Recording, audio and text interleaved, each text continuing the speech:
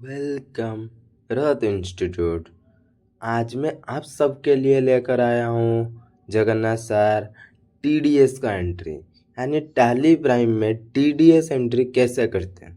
तो TDS entries करने के लिए बहुत सिंपल है, लेकिन पहले टीडीएस समझना होगा। यानी टीडीएस एक्चुअली क्या है। टीडीएस यानी tax deducted source. Tax deducted source कब लगता है ना, जब हम किसी से परचेज करते हैं। और क्या परचेज करते हैं, यानी सर्विस परचेज करते हैं। तो गवर्नमेंट ने कुछ रूल लगाया, अगर आप सर्विस परचेज करते हो तो अगर वो सर्विस यानी वो किसी का रिलेटेड उसका सेक्शन बनाया है। अगर आप प्रोफेशनल सर्विस परचेज करते हो तो वो प्रोफेशनल सर्विस का कुछ परसेंटेज आपको गवर्नमेंट को देना होगा, और वो तो आपको खुद नहीं दे सकते हो। आप परचेज करने का टाइम क्या करना होगा ना, जिससे परचेज कर रहे हो तो उससे डिडक्ट करो, यानी वो सर्विस का चार्ज जितना अमाउंट आएगा आपका, फॉर एग्जाम्पल 1 लाख है तो आपको कलेक्ट यानी डिडक्ट करना होगा कितना ना 20,000 यानी 20%। तो 20% डिडक्ट करना है 1 लाख से।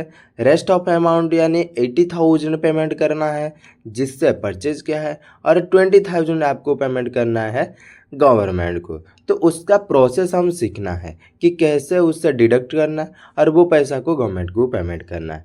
तो उसके लिए बहुत सिंपल है, अगर आपके पास कंपनी है तो कंपनी का फीचर आपको एनेबल करना होगा। तो कंपनी का फीचर एनेबल करने के लिए F11 प्रेस करके आपका फीचर को एनेबल करना होगा, और F11 प्रेस करने के बाद आपको TDS को येस करना है। देन आपको कंपनी का टैन रजिस्टर नंबर जो भी रहेगा वो नंबर वहाँ पे टाइप कर दो। डिडक्टर टाइप पे आपको कंपनी ही रखना है, और यहाँ पे जो भी डिटेल्स है कंपनी की तरफ से मिल जाएगा आपको, और उसको लिखना है। फिर टाइप करके आपको कंट्रोल ऐसे ऑल एक्सेप्ट करना है। ऑल एक्सेप्ट करने के बाद उसके बाद आपको फिर से कंट्रोल ऐसे करना है ऑल एक्सेप्ट। आपका फीचर हो जाएगा एनेबल। अब ये फीचर एनेबल होने के बाद आपको करना है क्रिएट, यानी क्रिएट करने के लिए क्रिएट क्या करना है ना, हमारा TDS यानी लेजर क्रिएट करना है।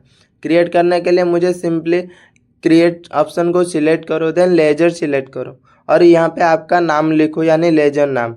क्या आप सर्विस परचेज करने वाले हो? मैं सर्विस परचेज करूँगा इंटरनल ऑडिट एक्सपेंसेस। मैंने नाम लिख दिया, और उसका अंडर ग्रुप वो एक्सपेंसेज है, इनडायरेक्ट एक्सपेंसेज है, वो वहाँ पे मैंने सिलेक्ट कर दिया इनडायरेक्ट एक्सपेंसेस। अभी इनडायरेक्ट एक्सपेंसेस होने के बाद वहाँ पे इज TDS एप्लीकेबल है, और उसको भी करना है एनेबल। क्या करना है ना, इज TDS एप्लीकेबल को करना है आपको एप्लीकेबल। फिर उसके बाद आपको करना है वहाँ नेचर ऑफ पेमेंट वहाँ पे लिखना है, यानी प्रोफेशनल फीस। नेम लिख दिया प्रोफेशनल फीस, और उसका सेक्शन क्या है ना 194J। तो वहाँ पे आप लिख सकते हो 194J लिखना है। देन यहाँ पे कंट्रोल ऐसा ऑल एक्सेप्ट करना है। मेरा प्रोफेशनल सर्विस हो यानी क्रिएट हो गया, प्रोफेशनल उसका नेचर कर दिया, और यहाँ पे आपको कंट्रोल ऐसा ऑल एक्सेप्ट करना है। आपका जो सर्विस वो भी क्रिएट हो गया, और आपका नेचर ऑफ पेमेंट क्रिएट हो गया। अभी आपको करना है किससे परचेज करो। फॉर एग्जांपल मैंने लिया मिस्टर समीर से परचेज कर रहा हूँ, तो उसका अंडर ग्रुप क्या है ना, सन्ड्री क्रेडिटर है। सन्ड्री क्रेडिटर मैंने सिलेक्ट किया, यानी यहाँ पे इज TDS डिडक्टेबल वहाँ पे मैंने एनेबल किया, और वहाँ पे इंडिविजुअल HUF रेजिडेंट सिलेक्ट करना। मैंने इंडिविजुअल HUF रेजिडेंट सिलेक्ट की, देन कर दी कंट्रोल ऐसे ऑल एक्सेप्ट। देन यहाँ पे मुझे TDS on internal audit expenses बनाना है, यानी जो सर्विस मैंने उनसे डिडक्ट करूँगा तो उसका तो लेजर बनाना पड़ेगा, तो उस पैसा को गवर्नमेंट को भी पेमेंट करना पड़ेगा। तो इसलिए मैंने बनाया TDS on internal audit expenses. तो उसका अंडर ग्रुप क्या है, वो गवर्नमेंट को पे करने वाले हो, तो इसलिए वो ड्यूटीज एंड टैक्सेशन है, क्योंकि उसका कुछ सेक्शन है। सेक्शन यानी हम रूल को मानना पड़ेगा। तो duties and taxation, type of deduct TDS, यानी वहाँ पे नेचर ऑफ पेमेंट आपका प्रोफेशनल सिलेक्ट करो, देन कंट्रोल ऐसे करो उसको ऑल एक्सेप्ट, और ये मेरा हो जाएगा, यानी लेजर सब कुछ क्रिएट हो जाएगा। अब मुझे जाना है वाउचर के लिए, वी प्रेस करो। परचेज करने के लिए आपको परचेज वाउचर अभी जाना नहीं है। आपको क्या करना है ना, जर्नल एंट्रीज करना है। जर्नल एंट्रीज के लिए F7 प्रेस करो। देन मैं क्या सर्विस परचेज करने वाला हूँ, इंटरनल ऑडिट एक्सपेंसेस। तो वहाँ पे internal audit expenses debit side में दिया, तो वहाँ पे मेरा अमाउंट कितना दिया ना 1 लाख। तो मैं किससे परचेज कर रहा हूँ, क्रेडिट साइड में मेरा सन्ड्री क्रेडिटर यानी मिस्टर समीर को सिलेक्ट करना, देन ऑटोमेटिक आपका वहाँ पे आ जाएगा 18,000। तो रेस्ट ऑफ अमाउंट यानी 20,000, यानी वो TDS जो मैंने सेक्शन लगाया वो ऑटोमेटिक मेरा कितना डिडक्ट कर दिया, 20%। देन उसको मेरे को एंटर करके न्यू रेफरेंस पे 1 रखना, 1 लाख को, फिर न्यू रेफरेंस आएगा क्योंकि मुझे अभी यानी एक तो समीर को पेमेंट करना 18,000 और रेस्ट 28,000 मुझे गवर्नमेंट को पेमेंट करना, इसलिए न्यू रेफरेंस मैंने यहाँ पे सिलेक्ट किया, देन एंटर करके पास किया। देन क्रेडिट साइड से फिर से आएगा, वहाँ पे आपको TDS और इंटरनल ऑडिट के एक्सपेंसेस देना।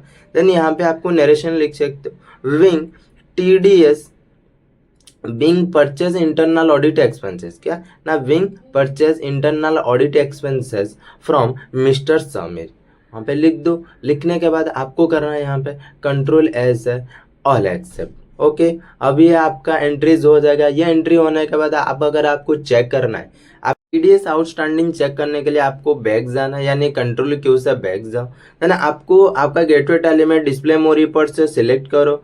देन उसके बाद आपको स्टेट्यूटरी रिपोर्ट से सिलेक्ट करो, उसका शॉर्टकट कीजिए। देन TDS रिपोर्ट में जाओ और आपका TDS आउटस्टैंडिंग को सिलेक्ट करो।